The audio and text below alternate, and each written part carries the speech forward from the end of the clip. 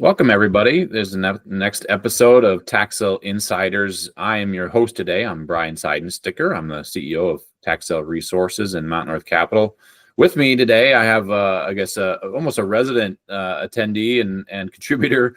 Matt Abee is a partner at Nelson Mullins, and Nelson Mullins is I say one of the very few firms that cover multiple states, and really, I don't know of another firm, quite frankly, Matt, that really has a grasp on the Tyler Hennepin Supreme Court case kind of fallout and how that's affecting so many states outside of you, right, and Nelson Mullins. But thanks for joining us again today. Yeah, of course. This is the gift that keeps on giving. I guess it's like a case that's just never going away. Yeah, I joked a couple years ago with that there wasn't a whole lot of juicy information to talk about in the tax sale space up until Tyler Hennepin, and since Tyler Hennepin, there's no shortage of things to talk about, which is great for me, I guess, from a provider of information. I'm sure from your perspective, it probably has its headaches and probably has some good aspects as well. But I guess to do a little bit of catching folks up that are maybe listening and aren't familiar to Tyler Hennepin, I'll qualify. I am not an attorney. Matt is. And so, Matt, you can certainly correct me here where maybe some of my understanding is slightly off or blatantly wrong. But, Tyler Hennepin is a case that started, way back in 2017, I believe, in a state that, the ramifications of the ruling, little people, I think most people probably thought little of, right? It was Minnesota, essentially, Hennepin County, in the state process in Minnesota, essentially go through a full foreclosure and repossession of the property, and then they turn around and sell the property at open market. Now, I'm not going to go into all the facts, right? But as far as the ruling from the Supreme Court, basically said, hey, that wasn't constitutional the way it was done, right? Not that tax sales were unconstitutional; they certainly were. I think they confirmed that. In fact, it was the fact that Tyler Hennepin County benefited, what they thought was more than maybe they should, and there was a taking, I guess was the technical term. And there's many other aspects of the Constitution that basically say, hey, if there's going to be a taking, not that they can't occur, but there has to be just compensation for doing so, right? And that's really the crux of a lot of this fallout, which is, all right, states that maybe have a similar process, right? They need to look at their process differently, and there needs to be some mechanism that creates the opportunity for the previous owner to get that just compensation for that taking.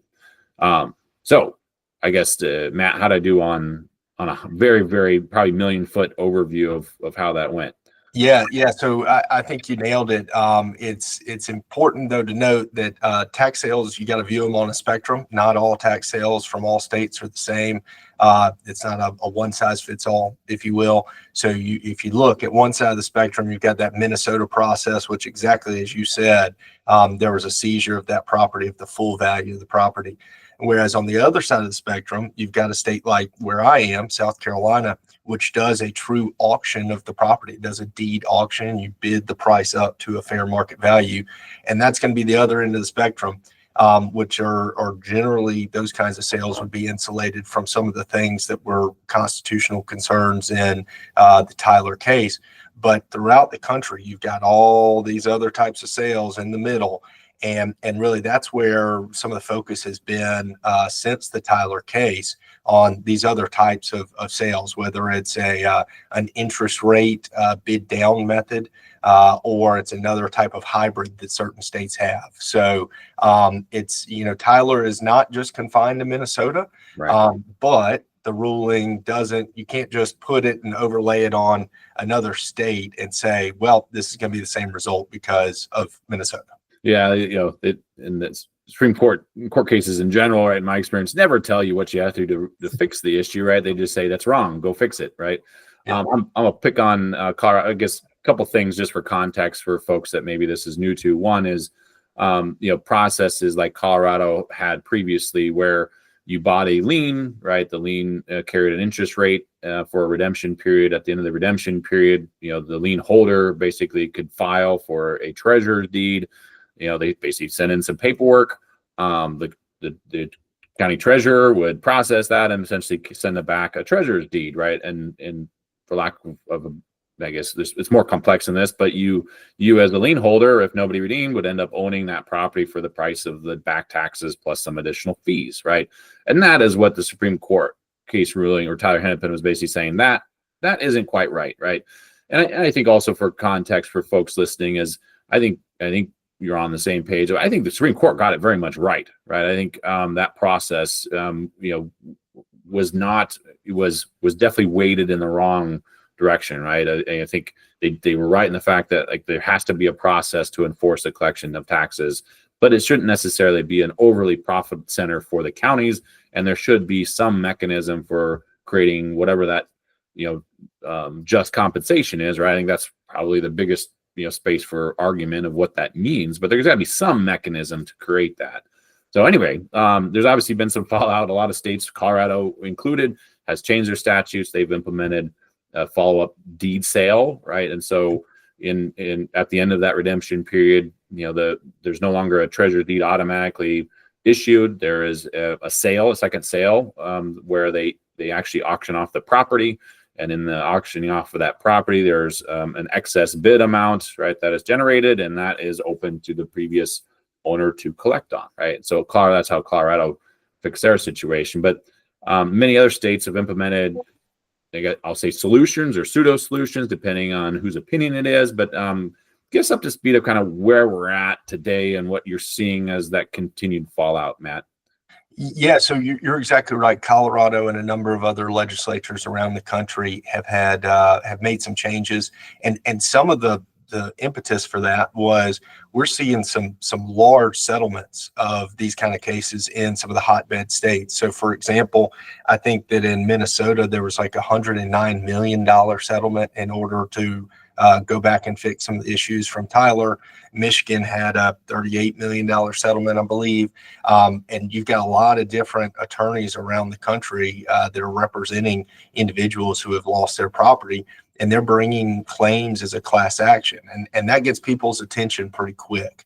And that also gets the legislature's attention pretty quick. So we saw changes, as you mentioned, in Colorado, but also Alabama, Arizona, Louisiana is going through a process where they've got to have a vote on a constitutional amendment.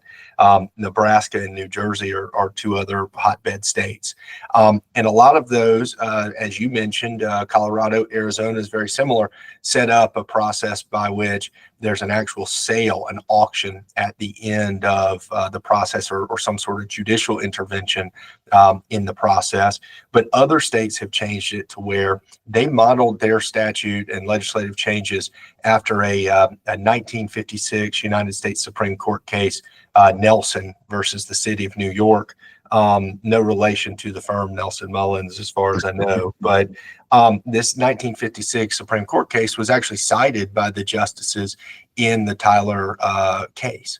And they cited it as being good law. And in that case, in Nelson, the owners of the property, they had the ability to seek a surplus from the city after the property was sold. Now, they only had 20 days to claim the surplus.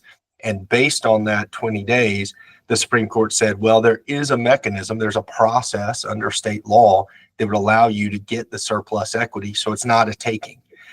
Now, people have had all kinds of qualms with that case. It's in the 1950s. It wasn't an issue that was originally raised to the justices in the briefing. It wasn't raised, in fact, until I believe like the last brief right before oral argument. And those belated arguments, usually the Supreme Court doesn't address them, but for some reason in Nelson, they did address it. And so we're seeing some attacks we're seeing it's kind of a mixed bag. There are some cases that are actually applying Nelson, saying that, well, these legislative changes make the statute constitutional now because there's a process by which you can claim the surplus proceeds. And the litigant, if you fail to go through that process, well, you can't then turn around and sue for just compensation. For example, I know there's a federal district court case in Michigan, a case called Metro T Properties, that applied that logic and said, well, Nelson says if you've got a state process, that's enough to pass constitutional scrutiny. So we're going to see people litigating that a lot. But the other things that we're seeing people litigate are essentially the two other questions. Who pays the just compensation if there has been a taking, and how much do people pay? So in addition to this attack on Nelson, we've got the question of who pays. We got two main cases that have come out since the Tyler case, one in Nebraska and one in New Jersey. And in Nebraska, it's a case called Continental Resources versus Fair, and another case called Lien. They were decided together. Those two cases actually went up to the United States Supreme Court at the same time as Tyler. And when Tyler was decided about a week or two later, the Supreme Court also reversed those two cases in Nebraska and sent them back down for the Nebraska Supreme Court to address. It didn't analyze the situation in Nebraska. It just said, hey, Nebraska Supreme Court, we just decided Tyler. We want you to reconsider your decision in light of Tyler. And so the Nebraska Supreme Court did that. They had another round of briefing, had another oral argument, and then issued an opinion on August 23rd of 2024. And what it said is, the first thing it said is that in Nebraska, you have a protected property right in the equity or you have in your home, or the surplus equity that you have in your home. It did that for the same reasons that the Supreme Court did in Tyler, which is there's traditional and historical property interests that are recognized in surplus. Now, that's a state-specific question, but the Nebraska Supreme Court said under our state law, just like in Minnesota, we recognize that as a protected property right. So because there's a protected property right, you can't take it without just compensation. So they went to the second question of who should pay that just compensation. And this is where things start to get a little interesting, especially for the tax lien industry, because the Nebraska Supreme Court said the bidder at the tax sale, who actually got the tax deed through the Nebraska tax deed application process, they could be required to pay the just compensation. Not the county, not the state, but that investor could be required. Now, it did leave the door open that the county could be required kind of as a joint state actor to pay. But it really opened the door to a lot of potential liability for bidders at tax sale and investors, because it puts them on the hook under this kind of joint state actor theory. Now, a couple of quirks with this case and where we might not see it apply in other states is that, one, the Nebraska Attorney General had been a party to the case early, but then had been dismissed. And so the Nebraska Supreme Court said, well, we can't determine if the state should be on the hook for paying this just compensation. After all, they're the ones that passed the law that these local tax collectors and treasurers were following, because they're no longer a party to the case. So you could see a case in the future applying this exact same case, applying this Continental Resources case, that say, well, the state's a party now, so they are jointly liable, or maybe more liable than the bidder or investor to pay the just compensation. The other quirk about this case is that Nebraska had made two legislative changes in 2019 and 2023. And even though the court was considering the case at the end of 2024, they were applying the pre-2019 state law. So there's going to be a cutoff at some point where you don't have tax sales that are old enough to fall under the old law and still within the statute of limitations. So this Continental Resources versus Fair, I think you're going to see a lot of cases citing it. We have seen some cases citing it, but it may be of limited value to other states just because of these two procedural quirks in the case. Now, the New Jersey Supreme Court, shortly after, I think it was in January, like shortly after the new year, they issued an opinion on the same topic of who pays.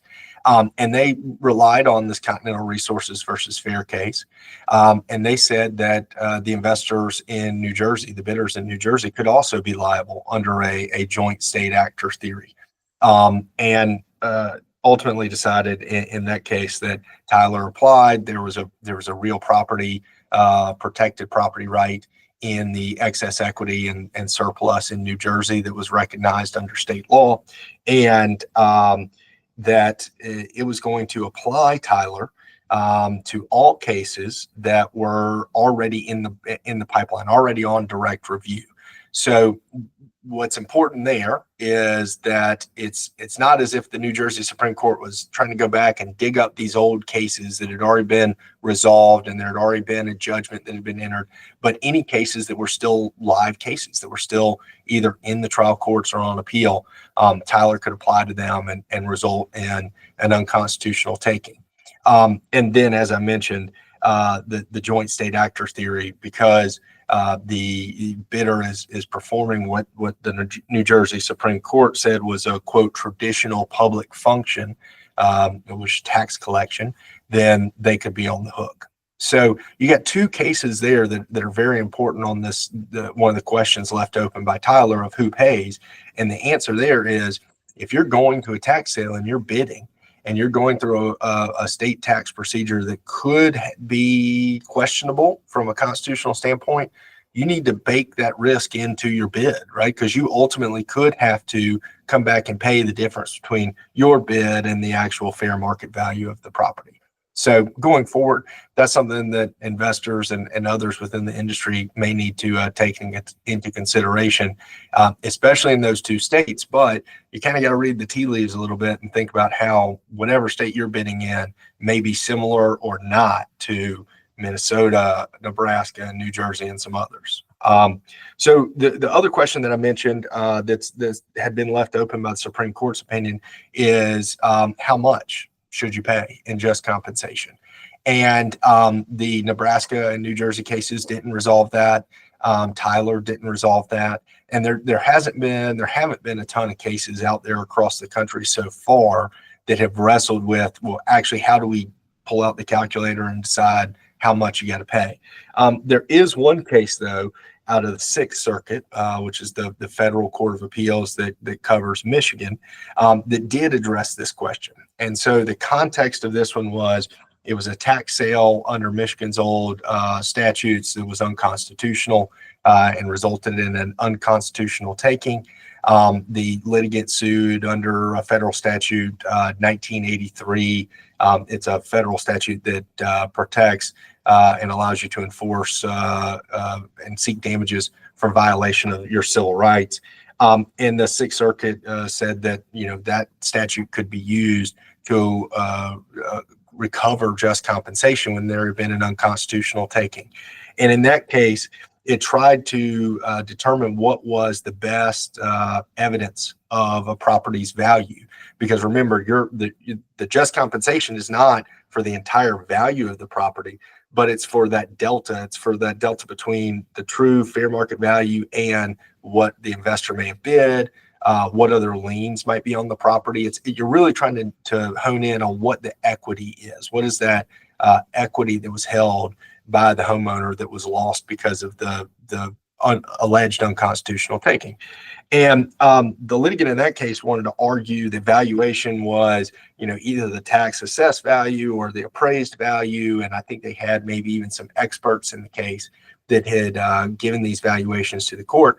And the court said, no, under Michigan's process, there was an actual open auction for this property. And that auction, that bid at the auction, was the fair market value. And it said that was really the best indicator, best evidence of, the quote is, the best evidence of a foreclosed property's value is the property's sales price, not what it is worth before the foreclosure. And so it didn't address, the court also didn't address a question of attorney's fees, but in 1983 actions, sometimes you can get attorney's fees depending upon the relief that you recover. But it honed in on, how are we going to value this? And that's going to be good for investors and bidders within the industry, because you're setting kind of a cap on what the value is, because it is what was bid at the tax sale. If you've got a public auction and you're actually having bidders come to bid at what they think the property's worth. So those are the three cases that we've really seen that are maybe the key cases applying Tyler since the opinion came out. There are all kinds of nuances in those cases and questions that were explicitly not decided in those cases, that we're going to see other litigants kind of press those questions in other courts as we go forward. And now we kind of, Brian, we gotta shift to what we've seen, to like what we think might be coming down the pipe, and this is kind of the reading the tea leaves part of the chat here, because we really have no idea. But we're looking at a couple different things, and the question is, are litigants going to run back to the United States Supreme Court to try and have these decisions reviewed, or are new issues popping up that are going to have to be addressed by the Supreme Court? Because as you imagine, Supreme Court issues this broad pronouncement, and all these lower courts around the country are trying to figure out what it actually means. How do you apply it in context? And they're going to come up with conflicting decisions. And then ultimately the Supreme Court may have to step in and try and resolve those if they present an important constitutional issue. And so there are two cases right now that are on petition at the United States Supreme Court. The Supreme Court, at the time of recording this, they haven't decided whether or not they're going to take them. And some people say that getting a case accepted by the United States Supreme Court, almost like getting struck by lightning. I mean, the percentages are just so low. But there are some situations in which the percentage chance of the Supreme Court taking the case can go up slightly, and just some kind of trends that you see. And at least one of these cases might fall into that bucket. So the first one is a case called Turner versus Jordan.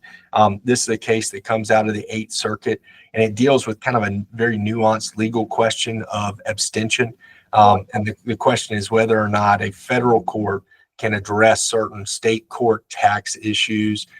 Generally, federal courts try not to step on the toes of a state court that are dealing with tax matters, but there are exceptions to that. And so the court is set to consider that case at its conference to decide whether to take that case. And I think the date's April 17th on that one. And that raises a similar issue that was just argued in the Ninth Circuit Court of Appeals in a case out of Arizona called Searle. And they just argued that case, I think, April 1st or April 11th.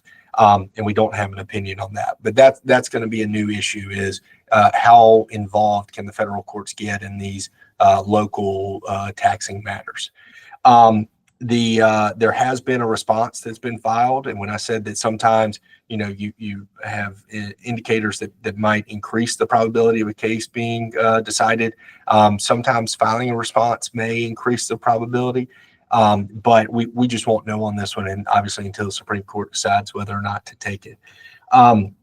The other case, though, that I think has got a potential shot at going back up to the Supreme Court, as good really as any, is another case that's brought by Pacific Legal Foundation. And Pacific Legal Foundation, as you know, of course, Brian, is the same group that brought the Tyler case up to the United States Supreme Court. And they've got cases all around the country. They've been involved in the Nebraska case that we talked about, as well as filing an amicus brief in the New Jersey case, and even an amicus brief in that Ninth Circuit case I just mentioned. So they know this issue. It's on their radar, and they're going to continue to press it. And this case is called Beaman. It is really attacking the Nelson case that we mentioned earlier from the 1950s.